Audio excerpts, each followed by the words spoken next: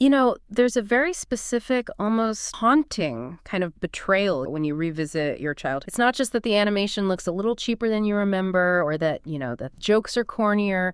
It's something much more unsettling. Wow. You turn on the TV and you're expecting that warm, fuzzy blanket of nostalgia, the Saturday morning ritual, the sugary cereal that would, I think, legally be classified as dessert today. Oh, for sure. That golden hour of innocence. And instead, you're hit with this sudden jarring realization that everyone in the 100-acre wood is in desperate need of... It's what we call the lens shift. It's a phenomenon we talk about a lot in media analysis, but it applies so perfectly to psychology, too. A lens? Yeah. When you're 7 years old, you just don't have the context for pathology. See high energy or grumpy or scaredy cat. But when you're 30 and you've maybe therapy or you've navigated the mental health care system. Or you just know people. Or you just understand human behavior a little better. You don't see high energy anymore. You see dopamine-seeking behavior. You see mania. You see trauma responses. Exactly. It's like the uncanny valley of psychology. These characters we idolized as the definition of quirky or fun suddenly look like cries for help. And that is exactly what we're unpacking today. We have a fascinating stack of research, and it's anchored by a really sharp critique from the channel, Not Fair. But it's also supported by some surprisingly serious medical journals, and the mission is simple. We're going to diagnose our child. But it's not just about slapping a label on a cartoon bear. You have to be really careful with that. No. The central question isn't just, does Tigger have ADHD? I mean, that's the easy part. The harder question, the one the critique really pushes us to answer is, how does the show treat that neurodivergence? Right. What is the takeaway for the kid watching? Exactly. Is it teaching kids empathy by showing diverse minds? Or are we, as an audience, being trained to laugh at symptoms of mental illness rather than with the character? That is the distinction, isn't it? Are we laughing at the joke or are we laughing at the suffering? So we're going to be covering a massive spectrum today. We've got attention deficit hyperactivity disorder, oppositional defiant disorder, severe PTSD, generalized anxiety, and even narcissism. It sounds like the intake roster at a psychiatric ward. Yeah. But it's actually the lineup for Cartoon Network and Disney. We're moving from the 100-acre wood down to Bikini Bottom and eventually to a farmhouse that I'm pretty sure violates several zoning and child safety laws. Oh, the middle of nowhere. We will definitely get there. But let's start with the one that feels the most benign, but might actually be the most, scientifically validated. We're heading to the 100-acre wood to talk about Tigger. The wonderful thing about Tiggers is that he's the only one.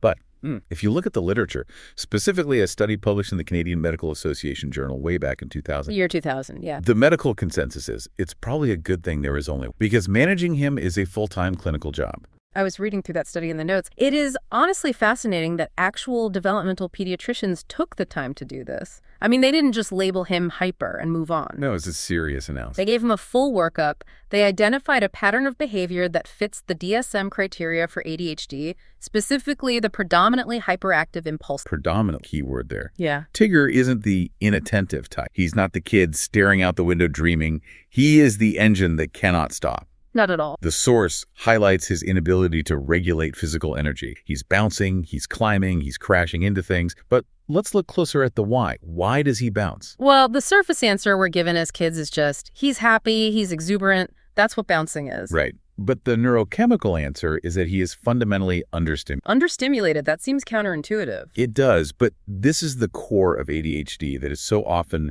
misunderstood by the general public. It's not just too much energy, it's a dopamine deficiency. His brain is essentially starving for stimulation. So the body has to create it. Precisely. The body generates kinetic energy and risk-taking behavior to try and force the brain to wake up, to produce that dopamine it's craving. Tigger isn't bouncing because he wants to annoy Rabbit. He's bouncing because his baseline state is under arousal. He is self-medicating with movement. And that explains the impulsivity the source mentions. I mean, there's that specific detail about Tigger's unknown substance first arrives in the woods. Oh, yeah. He tries honey, he tries acorns, he tries thistles.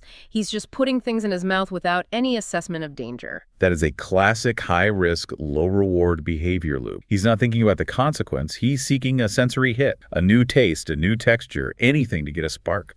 And the source points out something actually kind of dark here.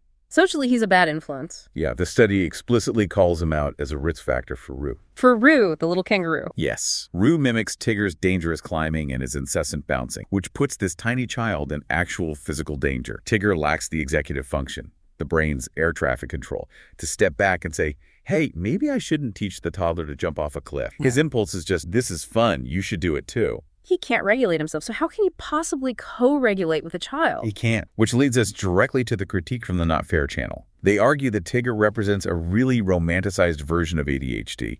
He's the manic pixie dream tiger. The manic pixie dream tiger, I love that. But it's true. It is. It's a very safe, sanitized version of the disorder. In the show, Tigger's ADHD is basically his superpower. Right. He's brave because of it. He's fun. He's life the party. You never see him forget his keys. No, he never misses an appointment with Rabbit. He never spirals into self-loathing because he can't finish a simple task. Right. He doesn't have the paralysis of will that so many adults talk about, the doom scroll, the inability to start the laundry even though you have to do the laundry. Exactly. Tigger gets all the fun symptoms, the boundless energy, the creativity, the spontaneity, without any of the tripling executive dysfunction or the rejection-sensitive dysphoria. Rejection-sensitive dysphoria, that's the intense fear of rejection, right? It's an extreme emotional sensitivity to perceived criticism or rejection. It's a core and very painful part of many people. And Tigger is, well, he's completely immune to it.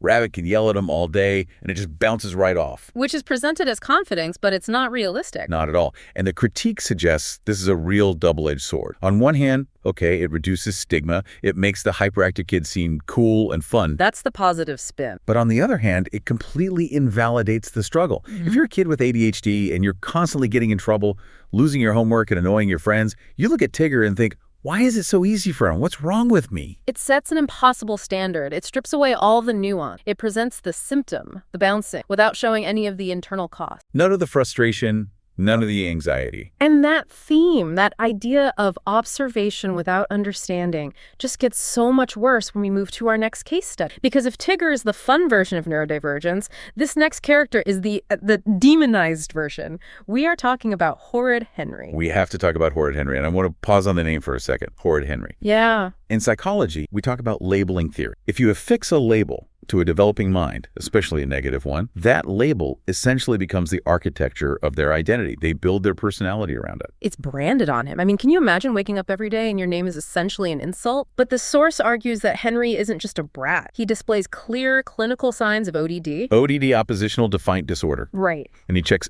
every single box. Frequent loss of temper. Check. Actively argues with authority figures. Check.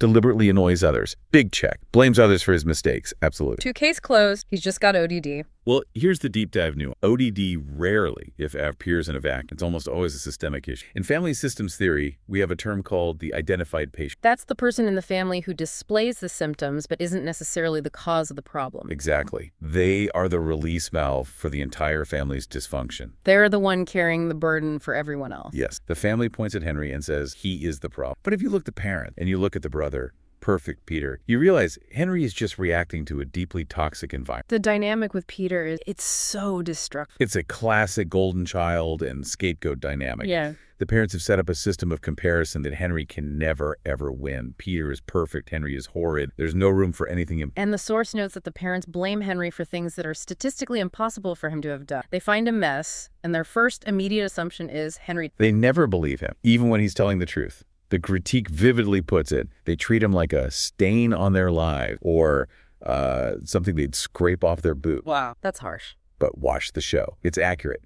Their default interaction with him is his catchphrase, "Don't be horrid, Henry." It's a constant reinforcement of his negative identity. And that leads to the self-fulfilling prophecy. Absolutely. If Henry tries to be good, what happens? He's ignored. Or worse, he suspects plotting something. Exactly. Why are you being so quiet, Henry? What are you up? But if he's horrid, he gets attention. Right. Even if it's negative. And for a neglected or emotionally starved child, negative attention is infinitely better than no attention at all. Yeah. So the behavior reinforces itself. You think I'm horrid? Fine. Watch. He acts out to confirm their bias because at least that's a role he knows how to play. It's a survival strategy. There's also a heavier theory mentioned in the notes, one that some fans have talked about for years, childhood depression. We usually think of depression in adults as, staying in bed, crying, low energy. But in kids, especially in boys, it often looks very different. It looks like irritability. It looks like anger. It looks like rage. A child often doesn't have the sophisticated emotional vocabulary to say, I feel hopeless and unloved and the world feels gray. So they scream, they break things. They act out. The world feels like it hates them, so they decide to hate it back.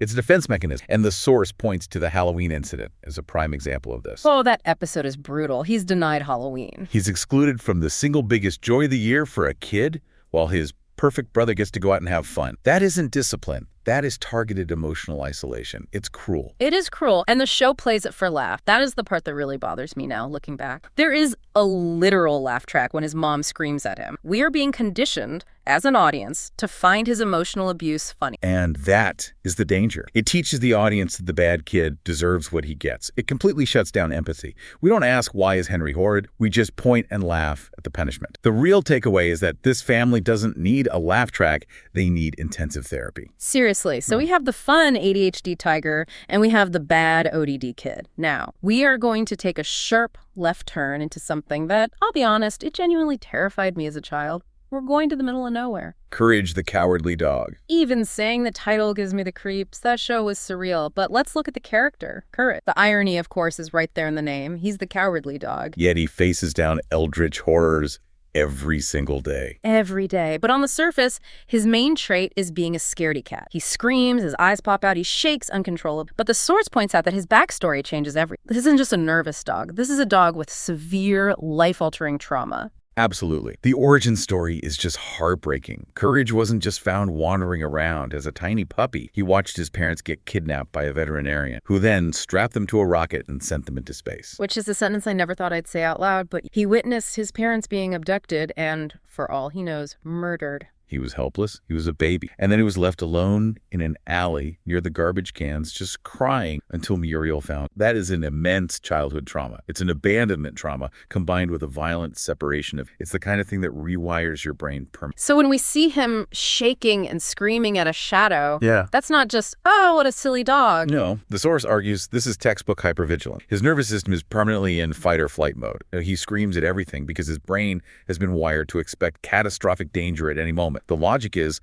the worst thing imaginable happened once out of nowhere, so who's to say it won't happen again right now? That is the core logic of PT. Post-traumatic stress disorder. Yes, along with what is clearly generalized anxiety disorder and panic disorder. The source also highlights his intense attachment to Muriel. He clings to her. He is terrified of anything happening to her. That's not just love. It's not just love. It's a desperate, primal fear of losing his only remaining caregiver. He's already lost one family. He cannot emotionally survive losing another. And his environment. My God. Talk about a worst-case scenario for someone with PTSD.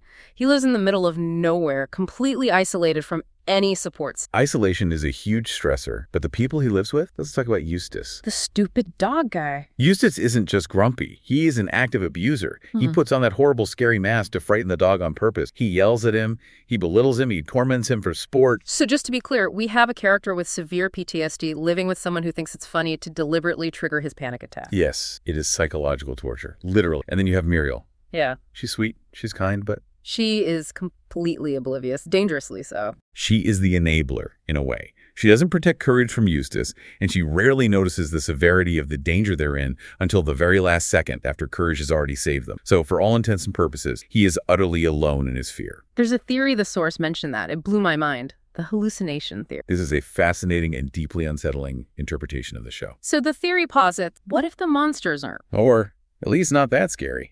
Wait, so King Ramses, the Freaky Fred, cats, it's all in his head. Well, think about it from his perspective. Courage is a small, traumatized dog in a big, scary world. To a brain wired for threat detection, a normal stranger knocking on the door might be perceived as a terrifying monster. A vacuum cleaner might look like a dragon. The theory suggests that the monsters are, again, Courage's exaggerated, anxiety-fueled perceptions of normal events, twisted by his trauma. That makes the show so much sadder. He's not fighting aliens and zombies. He's fighting his own mind. He might just be terrified of the mailman. It creates this incredible layer of psychological horror. Is the threat real, or is it a product of his panic? Either way, the fear is real. He is living in a constant state of terror. And the source points out that this takes a profound physical toll. Do you remember the episode where he actually had a stroke? I do. Muriel turns into a monster, or he perceives her that way, and he gets so scared that he collapses. That is a very real, very frightening depiction of the physical impact of chronic, severe stress on the body. It's not just in your head. But here's the so what? What does the show teach us? Yeah, what's the message? The source argues it's another double-edged sword. On one hand, it teaches a beautiful lesson, that you can be anxious and still be brave. Courage always saves the day, despite his fear. Is the true definition of bravery. It isn't the absence of fear, it's acting in spite of it. Correct. A wonderful message. But on the other hand, it depicts a life of untreated torture. The hero lives in a constant state of panic. He never gets therapy. His environment never becomes safe. He just survives from one terrifying event to the next. It's a very bleak view of living with anxiety. It really is. The message becomes, here is your hero. And by the way, he's miserable all the time. Okay, let's take a breath. We need to come up for air. Let's go from the creepy farmhouse to a pineapple under the sea. SpongeBob SquarePants. The sponge himself. Now we're back to ADHD with this one, but the source says this is a complicated case. It's not as straightforward as Tigger. It's not. Tigger was the classic hyperactive type. SpongeBob represents a different mix, one that focuses much more on executive function and the social nuances of the disorder. He definitely has the energy, the bounciness, but he also has that intense focus. That's the hyper-focus aspect of ADHD. Think about how he is with his job. Yeah. He loves being a fry cook. He is incredibly, almost supernaturally competent at making Krabby Patties. Yeah. When he's locked in on his passion, he's an absolute genius. But then he tries to drive a boat or have a normal conversation with Squidward, and it all just falls apart. Right. He has severe emotional dysregulation bouncing between extreme manic highs and fits of uncontrollable crime. But the source brings up a major controversy involving SpongeBob and real-world science. You probably remember it. The 2011 University of Virginia study. Oh, God, I remember the headlines. SpongeBob makes you stupid. SpongeBob is ruining your kid's brain. That was essentially the media takeaway. The study claimed that watching just 9 minutes of SpongeBob could temporarily impair executive function in 4-year-olds. 9 minutes? That's not even a full episode. How do you even measure that? Exactly. The media went into an absolute frenzy. They blamed the sponge for ruining an entire generation's attention span. Now, our source, and I completely agree with him here, calls this study, and I'm quoting, bollock. Why bollocks? Well, for starters, the sample size was minuscule. The methodology was questioned, and it is a huge irresponsible leap to say a fast-paced cartoon causes executive dysfunction based on 9 minutes of data from a handful of kids. But the damage was done. The damage was done. SpongeBob became the poster child for brain rot. Which is so ironic because, as we just said, in the world of the show, SpongeBob is actually a model employee. He's a hard worker, he's passionate, he's skilled. And that is the nuance the show captures perfectly, perhaps completely by act. SpongeBob represents the adult with ADHD who can be a high-functioning genius in their area of passion, but a social struggle everywhere else. And to understand that, we have to talk about the social reaction. You mean we have to talk about Squidward? We have to talk about Squidward. Squidward is the stand-in for the neurotypical world dealing with untreated hyperactivity. He is irritated. He is annoyed. He wants to, as the source quotes him saying, drive a nail through his head. It's a harsh line, but if you have ever tried to work next to someone who is constantly making noise and asking questions and just cannot sit still, you get Squidward. You do. He represents that frustration. And then you have Patrick, who's the other side of the coin. He enables the behavior. He joins in the chaos, but he's portrayed as, well, as dumb. So the message to kids watching is, if you act like SpongeBob, the world will see you in one of two ways. You're either deeply annoying and hated for it, like Squidward sees you. Or you're loved, but you're seen as stupid, like Patrick. Precisely. There's no middle ground where SpongeBob is understood or given coping mechanisms or just accepted for who he is. He is just the annoying one. It reinforces that social stigma that people with ADHD are just trying to be irritating, rather than dealing with a different neurological wiring that makes social regulation difficult. It's a tough label to carry. You are annoying. That really sticks. And speaking of labels that stick, we have one final character to analyze. And this one, well, she's the boss, or at least she thinks. Angelica Pickles from Rugrats. The toddler tyrant. I hated her so much growing up. I think everyone did. She was just mean. She was manipulative. She was loud. And according to our deep dive, she is a prime candidate for narcissistic personality disorder, or NPD. Narcissism in a 3-year-old. That sounds extreme. It does, but let's look at the trait. Is she manipulative? Constant. Does she lack empathy for the babies? Completely. Does she have a grandiose sense of self-importance? She literally thinks she rules the world. Does she exploit others for her own gain? That's her entire MO. And she feels zero remorse. She'll lock Tommy in a closet and then laugh about it 5 minutes. Textbook narcissism. However, and this is a massive however, she is 3 years old. Right. And toddlers are kind of naturally narcissistic, aren't they? The world revolves around them. Everything is mine, mine, mine. Exactly. Developing empathy is a long, slow process. Toddlers are naturally egocentric because they are just learning where they end and the rest of the world begins. But the source argues that Angelica's behavior goes way beyond normal development because of the nature versus nurture element. Specifically, the parent. And the verdict from the source, brutal. The quote is, bad parents raise terrible kids. Ouch. But let's look at the evidence. The mom, Charlotte, is a high-powered CEO who is always on her giant 90s cell phone. Jonathan, handle it. She's never present. She is a classic workaholic absentee mother. And the dad. True.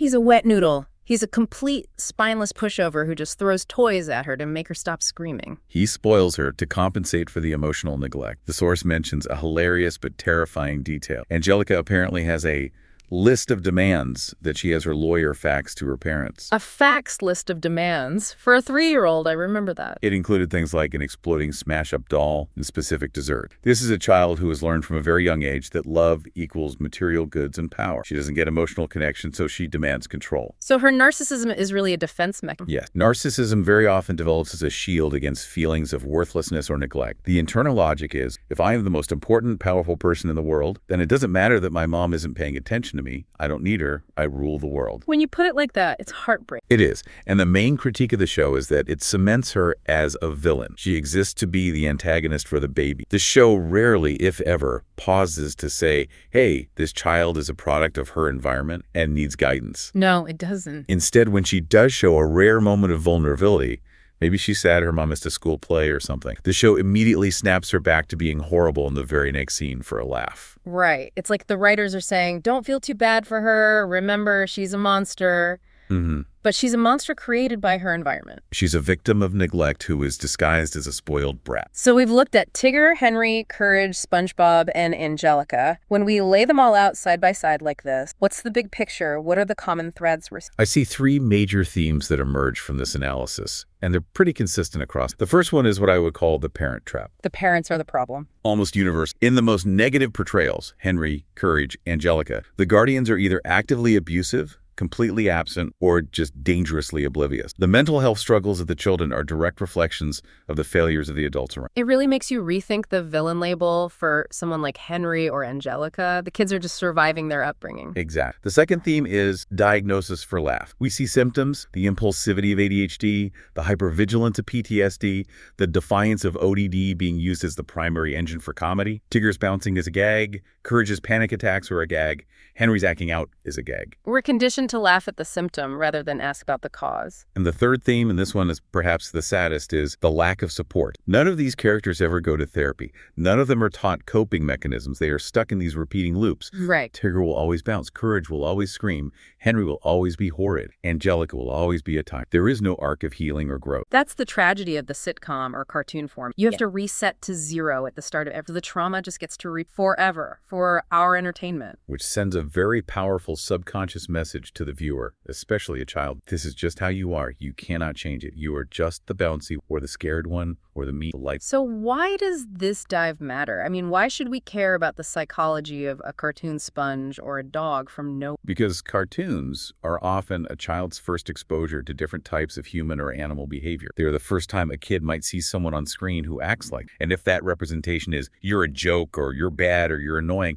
that internalizes. It becomes part of their self-concept. And it shapes how we treat others, too. If we learn to laugh at the weird kid in the cartoon, it makes it that much to laugh class. That's the core of it. The mission of the not fair critique and of our discussion today is to shift the blame. We need to stop labeling the child as the problem. Look at the environment. Look at the support system or lack thereof. True empathy comes from understanding the why behind the behavior, not just judging the what. It's a call to look past the punchline and see the person. It is. This has been, honestly, a little heavy, but so necessary. I don't think I can ever watch Rugrats the same way again. Good. You shouldn't. Before we sign off, I want to leave you, the listener, with a final thought. We've just analyzed 5 classic characters from our childhood. But if you were to scroll through your own mental library of shows you grew up on, who else would you diagnose? Right. Is Dexter's Laboratory just a deep study in high-functioning autism and untreated sibling rivalry? What about Ed, and Eddie and their various issues? The possibilities are endless and a little bit frightening. And here's a question for the modern era. Are we actually doing any better? The source material briefly mentioned Cocomelon as the new brain rot, which suggests maybe we've just traded one set of problems for another. Are modern cartoons handling mental health with the kind of nuance we're asking for? Or are we just creating a whole new generation of stereotypes? That is the question, isn't it? We might need another deep dive in 20 years to find out. Well, I hope you never look at a bouncing tiger the same way again. Thanks for listening to The Deep Dive. Stay curious.